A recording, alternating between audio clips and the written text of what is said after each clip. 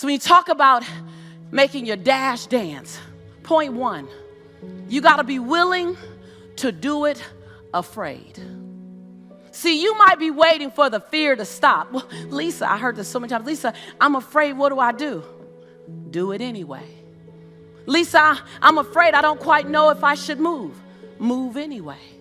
I don't know if I should leap. Leap afraid. And then gather your courage on the way down. And if you don't get it before you hit, you was going to hit anyway. I'd rather die leaping than on the edge figuring out how to get the courage to leap. Yes, yes? Yes, yes?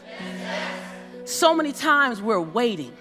We're waiting. I'm waiting to get something right. I see your hands going up. You guys know if it's your truth, you can raise your hand just like we did on day 0. You're just kind of waiting. You're waiting to get everything in order.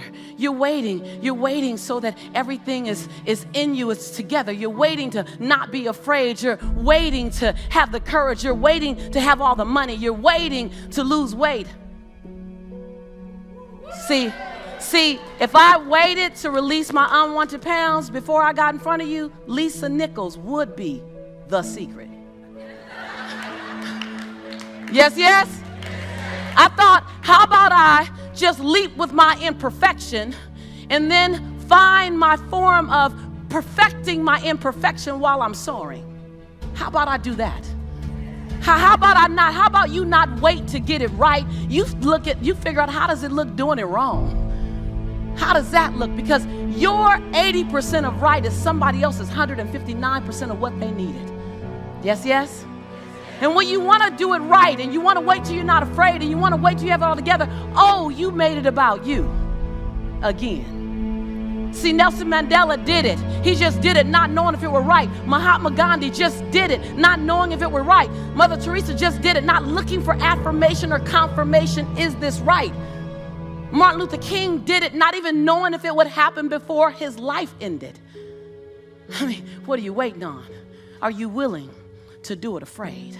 Are you willing to do it knowing that you got so much work to do to get it better, to get it more perfect? But are you willing to do it inside your imperfection? Do you realize that in your imperfection, you're perfect for the job? Point 2, you have to be willing to walk alone sometimes. You have to be willing to be the only person for a moment.